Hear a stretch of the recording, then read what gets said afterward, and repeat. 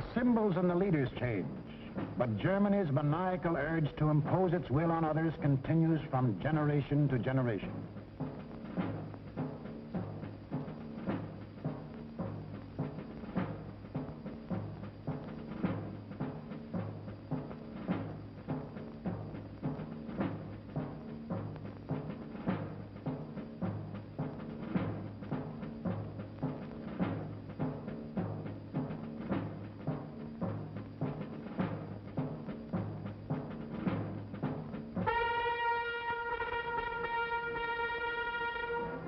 In the last 75 years, this madness has cost the world more than 20 million killed, more than 60 million wounded, more than 200 million made homeless. This does not include the untold millions that died of disease resulting from war, or the billions upon billions of dollars worth of property destroyed.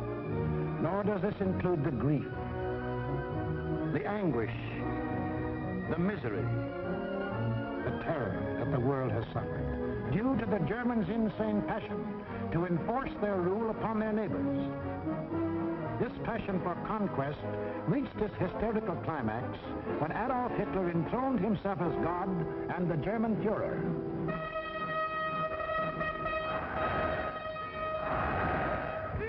What fantastic dreams was this humorless man dreaming as he stood at Nuremberg and looked down on his fanatic followers? In the Middle Ages, a plague of slavery descended on the world. Out of the wilds of Mongolia came a mighty army of fierce horsemen, led by Genghis Khan. Burning, looting, pillaging, the barbarian horde swept across Asia and Eastern Europe. Genghis Khan conquered most of the world of the 13th century. Adolf Hitler was determined to outdo him and conquer all of the world of the 20th. Set up at Munich was an institute devoted to the little-known science of geopolitics, vaguely defined as the military control of space. Germany's leading geopolitician, a former general, Karl Haushofer, was head man. Here was gathered together more information about your hometown than you yourself know. To the German geopolitician, the world is not made up of men and women and children who live and love and dream of better things. It is made up of only two elements, labor and raw materials.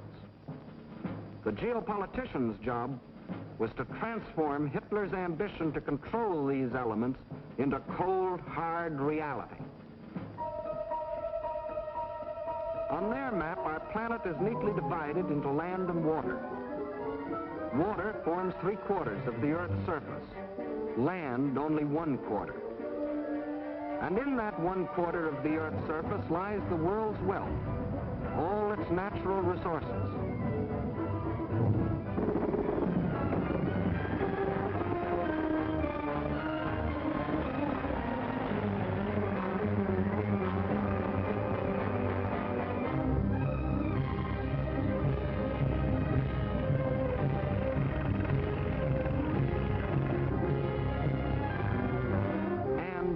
Manpower.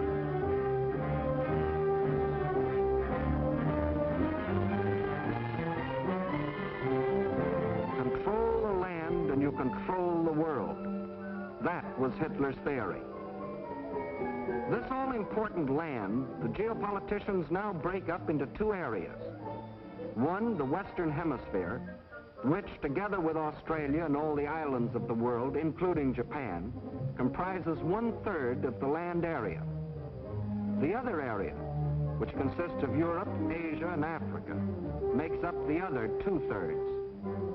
This supercontinent, which they call the World Island, is not only twice as large as the rest of the land area, but also includes 7/8 of the world's population.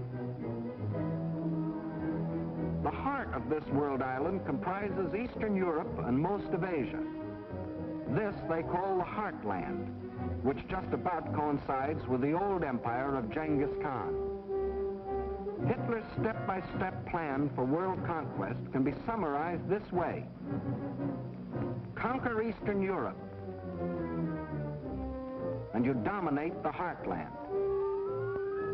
Conquer the heartland, and you dominate the world island. Conquer the world island, and you dominate the world. That was the dream in Hitler's mind as he stood at Nuremberg. Hitler! Sieg! Sieg!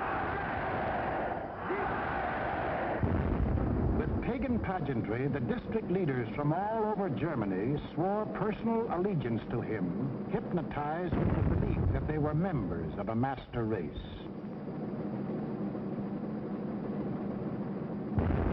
This film will deal with Act One of the Nazi bid for world power, the most fantastic play in all recorded history. Hitler had seen Hirohito grab off Manchuria and other territory from the Chinese. He had watched Mussolini get away with the rape of Ethiopia. He had seen the democratic world look the other way while these illegal aggressions were going on. And he smiled. For collective action to enforce peace, the only weapon he had to fear had broken down. It was time now for the Nazis to start crossing borders. It was time for Hitler to put his plan into action. And what was he waiting for? He was waiting to soften up his victims, keep them from uniting.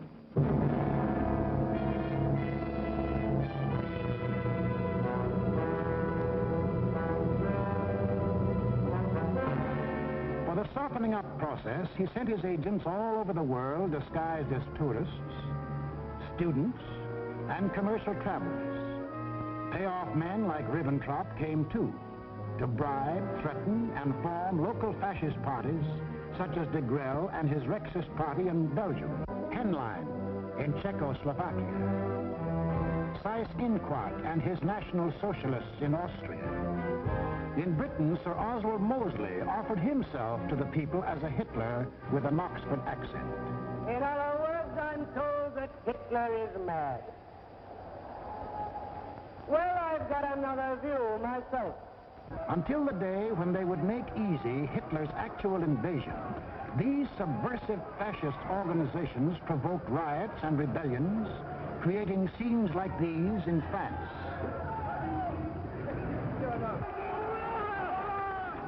Scenes like these in Belgium.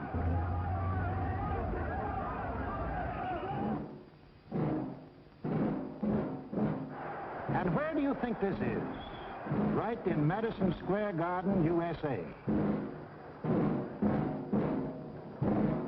And this is Fritz Kuhn, leader of a German-American Bund, hiding behind the American flag, but taking his orders from Berlin and copying the methods of Berlin. That was the softening up process outside Germany. But inside Germany, it was a different story. Here, in utmost secrecy, the hardening up process, building up Hitler's army and his industry. Tell the world we have no raw materials, and never let them see what goes on.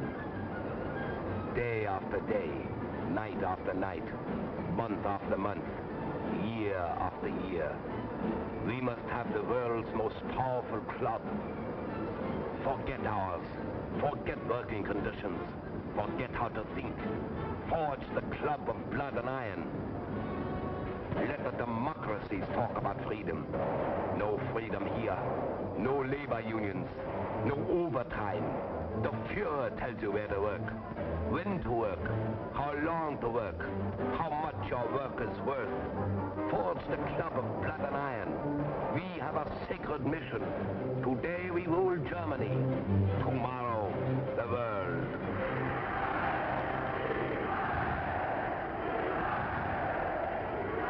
And for those who don't like it, you don't eat. Or you disappear into a concentration camp. Or you get this. And this is the man who gives it to you.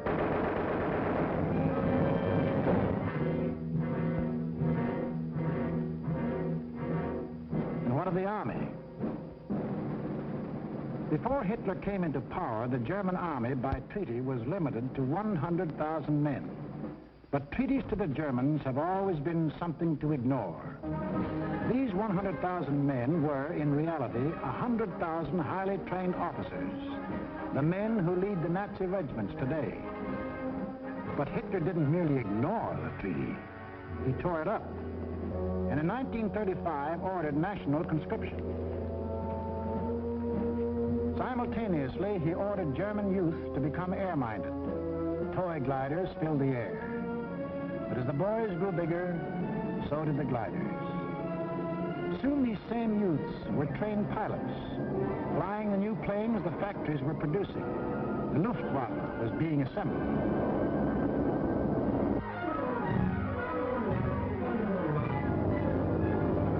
The only thing old about this new army was the goose step. And even Hitler couldn't improve on that ancient German form of torture, designed to make man stop thinking and blindly obey. Goose-step them until they become as insensible as weapons.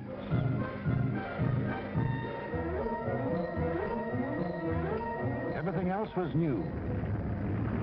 Tanks, motorized equipment, and one of our own inventions, the dive bomber. This rearmament was strictly illegal, according to the Versailles Treaty. And the next illegal step Hitler took was to march his troops into the Rhineland, a strip of land between Germany and France, demilitarized after the last war as a precaution against future German aggression. But Hitler's plan of eastern conquest demanded a barrier against democratic action in the West. So Hitler remilitarized the Rhineland and began building the formidable Siegfried Line, a chain of forts and defenses 450 miles long and in some places 30 miles wide. Germany had fought one two-front war and didn't want another.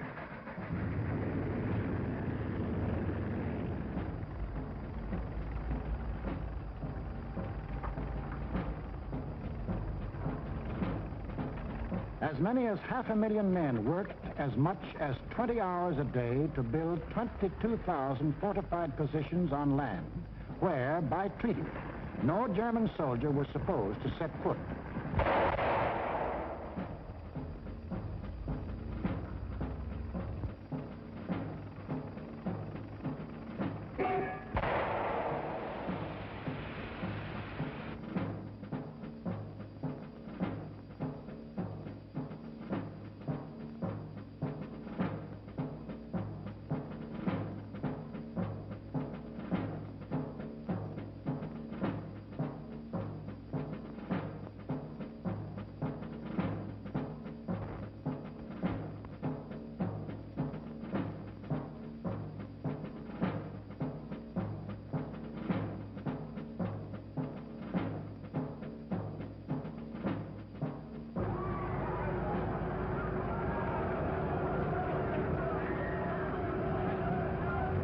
Hitler had his Siegfried Line. He had his equipment. He had his army. Now to unveil the German might and terrorize his victims into submission. General staffs all over the world anxiously awaited the report of their military attachés. A would-be peaceful world learned that a vast military power had materialized out of nowhere. A power controlled by one man who tore up treaties as we tear up ticker tape.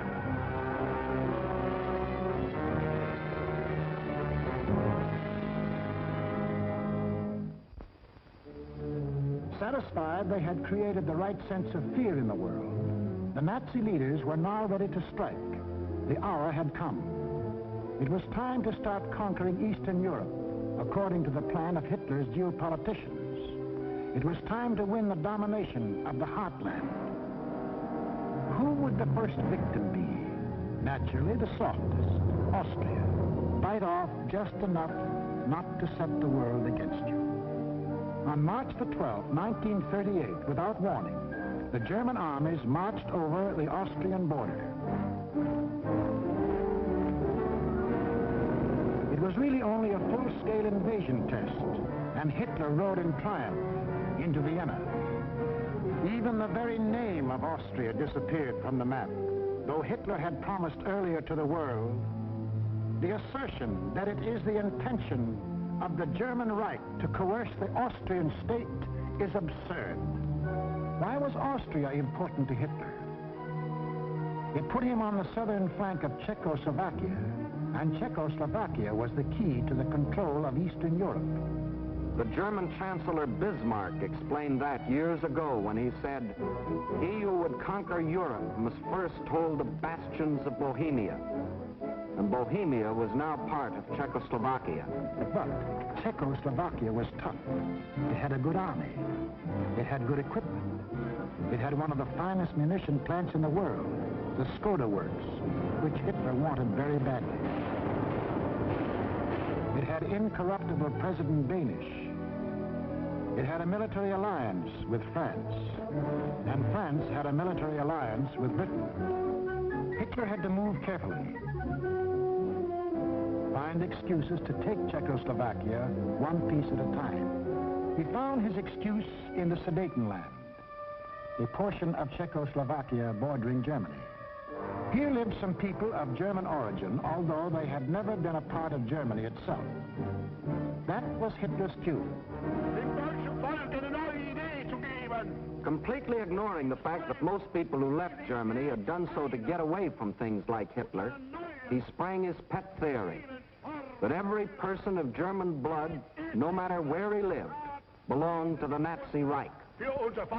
Germans or descendants of Germans, often with no more than a drop of German blood in their veins, suddenly learned that they were godlike, not subject to the laws of the land in which they live and to which they owe their allegiance, whether it be Czechoslovakia, Norway, Sweden, China, the United States, or Timbuktu. According to the Nazis, the German was a special creature who remained forever German, to the 6th and 7th generation, and must take his orders from Berlin. Some people we know of German descent think this is a lot of hogwash.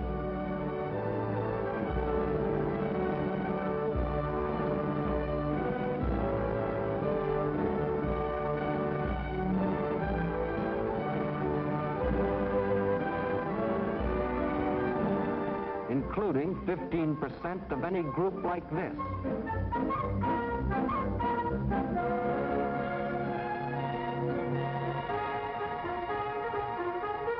But in the Sudetenland, he found some stooges who fell for this bunk. Konrad Henlein was their Bush League Führer. The people of the Sudetenland were told they should be liberated. They were told Hitler was their liberator. The Nazis smuggled over their standard softening up equipment, blackjacks. And when the Czechs were beaten up trying to combat his fifth columnists, Hitler screamed the Germans were being persecuted and threatened war unless he got the Sudetenland. It is the last territorial claim I have to make in Europe. I have assured Mr. Chamberlain, and I repeat it here, that when this problem is solved, there is for Germany no further territorial problem in Europe. We want no Czechs. To the League of Nations, Foreign Minister Maxim Litvinov announced that Russia stood ready to back concerted action against Germany. But once again, there was to be no concerted action. The Czechs mobilized and closed their borders. The leaders of France and Britain, desperately striving to avoid war, flew to meet the jubilant Axis leaders at Munich. On September 29th, in return for Hitler's guarantee of world peace, Chamberlain and Daladier prevailed upon Czechoslovakia to give up the Sudetenland without a fight. In Czechoslovakia, the Munich Pact was greeted by riots of protest. But Daladier returned to France to be greeted by cheers from a relieved French people. And in Britain, a happy Chamberlain came back declaring he had achieved peace in our time. Well, of the most tragic and ironic scenes in all history. This morning, I had another attack to the German consul in Litvak. And here is the paper which bears his name upon it as well as mine.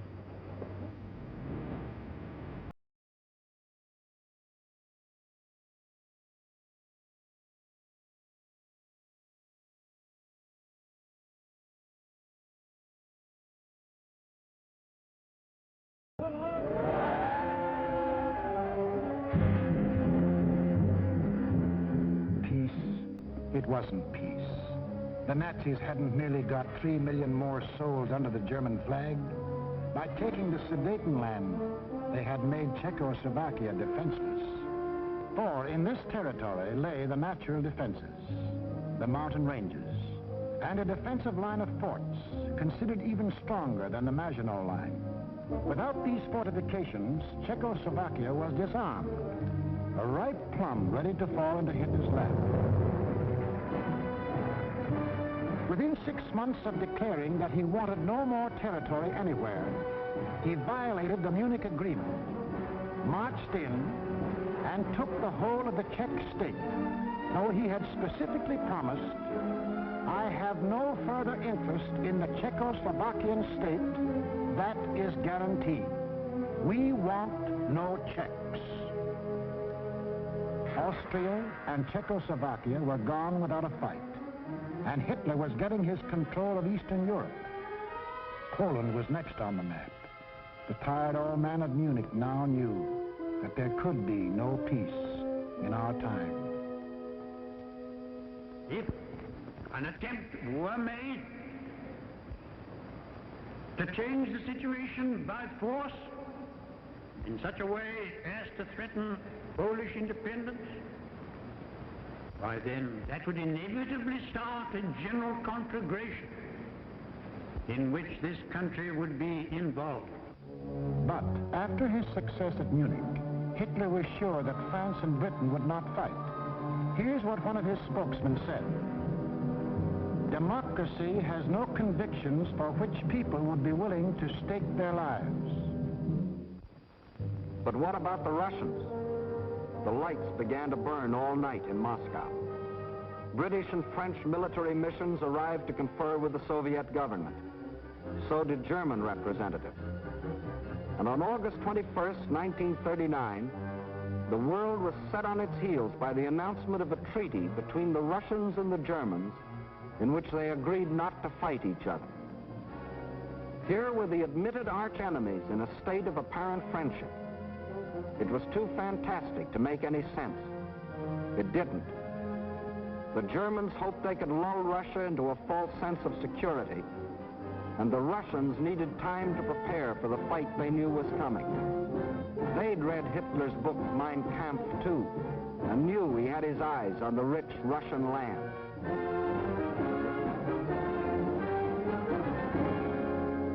Confident that Russia was safely pigeonholed, and that the democracies would not fight, the Nazis started singing their favorite theme song, that all people of German blood belonged to them, and picked Danzig as their excuse for the gobbling up of Poland. Danzig, a free city, self-governing under the League of Nations, was an important seaport at the head of the Polish corridor, Poland's access to the sea. The same old softening up process had gone on here. Local stooges, armed by Germany, began to terrorize the city. Hitler demanded Danzig and the Polish corridor, or else.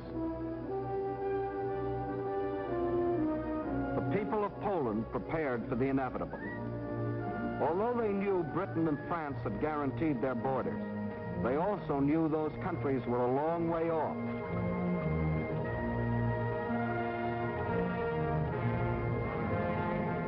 Germany's theft of Czechoslovakia had made Poland's strategic position even worse. Except for the Carpathian Mountains, Poland is relatively flat and low-lying. The Vistula is the Mississippi of Poland. It is broad, muddy, and unfordable for most of its length. Its tributaries are formidable streams during certain seasons. But there was a drought, and the streams were so low during the campaign that they could be forded at almost any point by men, trucks, and tanks. Militarily, the Vistula offered the best line of defense. However, making a stand here would have meant surrendering Warsaw in the richest part of the country. The alternative was to accept battle on the border. That was the Polish decision. The Nazi plan was an enormous pincer movement aimed at encircling the mass of the Polish armies. Secondary pincer movements were to encircle any Polish groups which escaped the main trap. During the last 2 weeks in August, the German armies moved toward the Polish border, where they assembled 70 divisions, many of them armored. From a military standpoint, the Poles were hopelessly outclassed by their predatory neighbor. They managed to mobilize barely 30 divisions, made up of infantry or horse cavalry. In two important respects, the difference was staggering. The Nazis, 5,000 modern tanks. Poland, 600 nondescript tanks. The German Luftwaffe, 6,000 modern planes. The Polish Air Force, less than 1,000 of inferior types.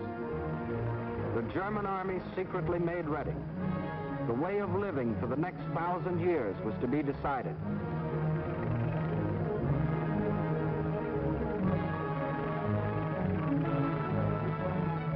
The fire that had begun in Manchuria and spread through China and Ethiopia and Spain would now blaze around the world.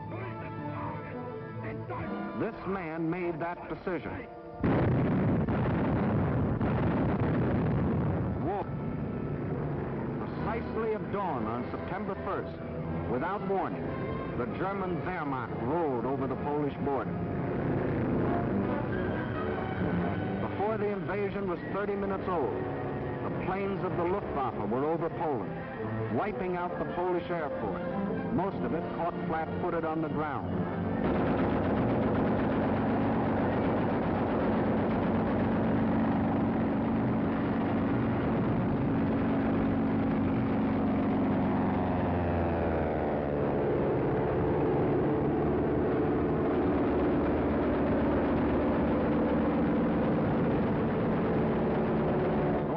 That did get off faced overwhelming odds and were shot out of the sky.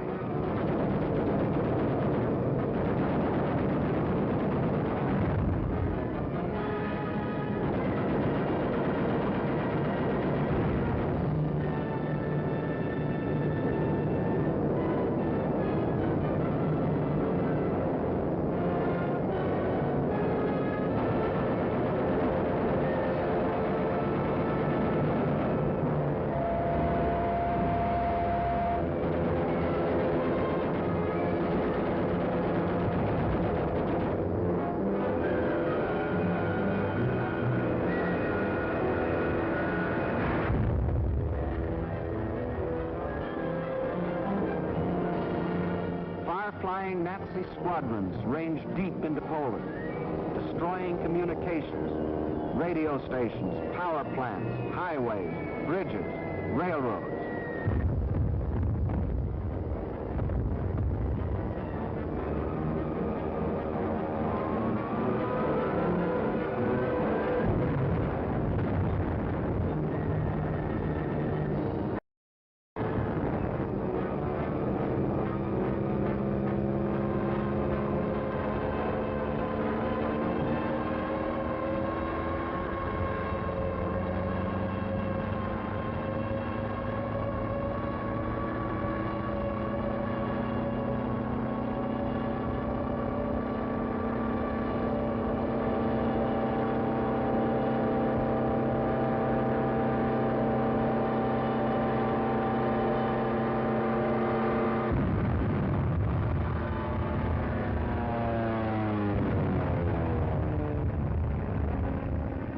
The Polish army was disorganized by the loss of its air force and the disruption of communications. The massed ground units of the Nazi army continued their advance. Occasionally, they unveiled a new technique or item of equipment. For example, advanced units of the German Fourth Army crossed the Vistula in a new type of storm boat. November the 5th, the Polish retreat developed alarming tendencies. The powerful German 10th Army, which was to form the southern claw of the great Nazi pincers, was advancing with its 5 armored divisions on either flank. On September 6th, the opposing Poles began splitting into 2 groups, the southern one falling back toward the Vistula. The armored divisions on the German right raced ahead, circling Radom and cutting off this group, which finally surrendered. Meanwhile, further north, the main Polish mass began drifting toward Lodz. The German command, perceiving that this opened the gate toward Warsaw, sent the northern Nazi armored units racing through the gap to the Polish capital. The infantry advanced in forced marches of 35 miles a day, and 2 days later relieved the panzers about Warsaw. The city was now cut off. West of Warsaw, the main Polish armies were encircled. Under terrific pressure on the ground and pounded ceaselessly from the air, they began to disintegrate. They fought on with high personal courage, but without airplanes, without communications, cut off from their general staff, the isolated Polish groups were forced to surrender, one by one. But Warsaw still resisted. The heroic strains of the Polonaise told an incredulous world that the people of Warsaw, led by Mayor Straczynski, had erected a wall of courage around their city, defying Hitler to do his damnedest.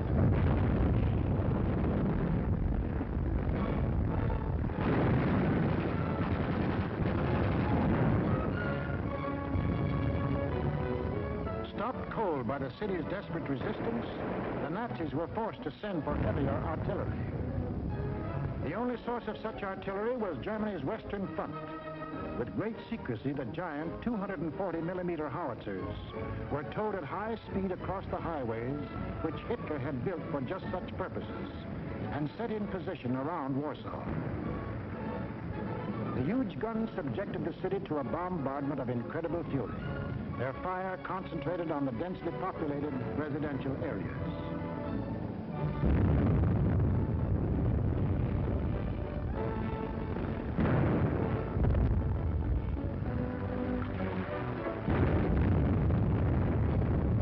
For 20 days of death and horror, every man, woman, and child fought to save his city.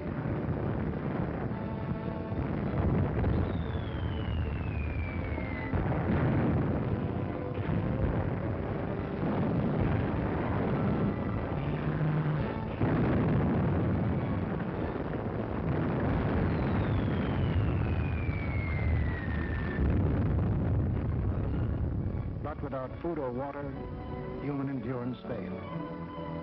On September the 27th, the strains of the Polonaise died on the Warsaw radio, and the Polish capital was forced to capitulate.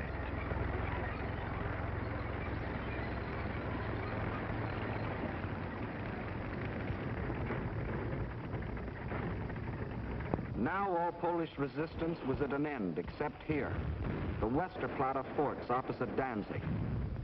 This small island of stubborn defiance had stood up under the fire of German warships from the first day. Its guns silenced, its forts shattered, it still refused to surrender, even under point-blank fire at 800 yards range. It was an exhibition of Polish valor that will go down in history, but militarily it could not avail. On October the 1st, the garrison at last surrendered. Surrendered to face the fate of these men, Polish prisoners being marched off to Nazi prison camps, an eventual extermination. For the Nazi master race theory calls for the complete wiping out of so-called inferior races. And in village after village, local Judases point out loyal Polish neighbors.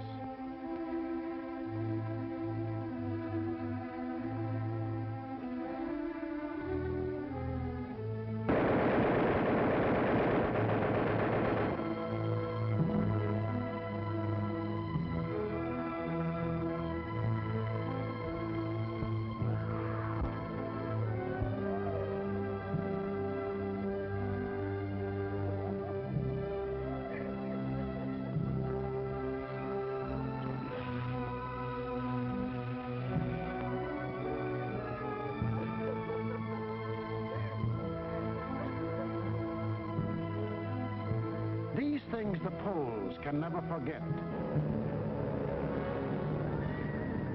Including another one of Hitler's famous promises. Germany has concluded a non-aggression pact with Poland. We shall adhere to it unconditionally. The world now knew that a non-aggression pact with Hitler was the kiss of death.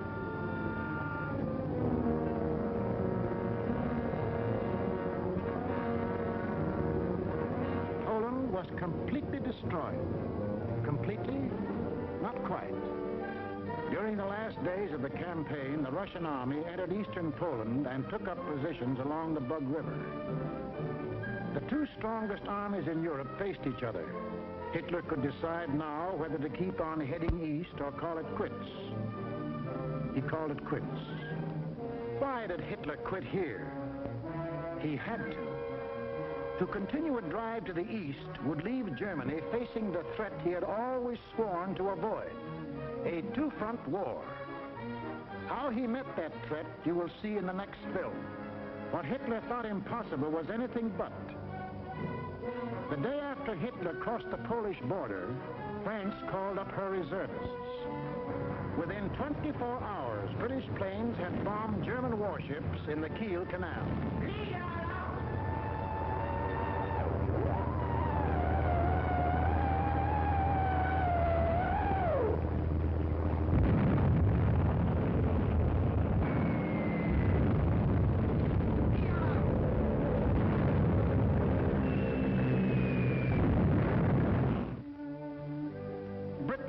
Not merely the British government,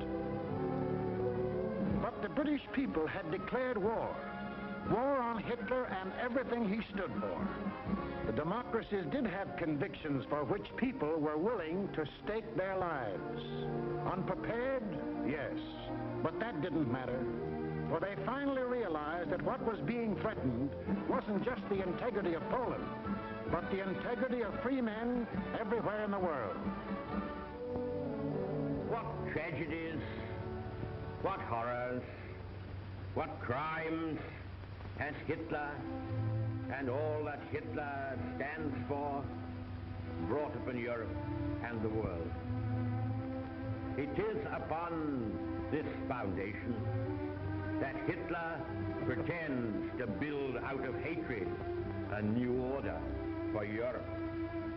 But nothing is more certain than that every trace of Hitler's footsteps, every stain of his infected and corroding fingers will be sponged and purged, and if need be, blasted from the surface of the earth. Lift up your hearts. All will come right out of the depths of sorrow and of sacrifice. Will be born again the glory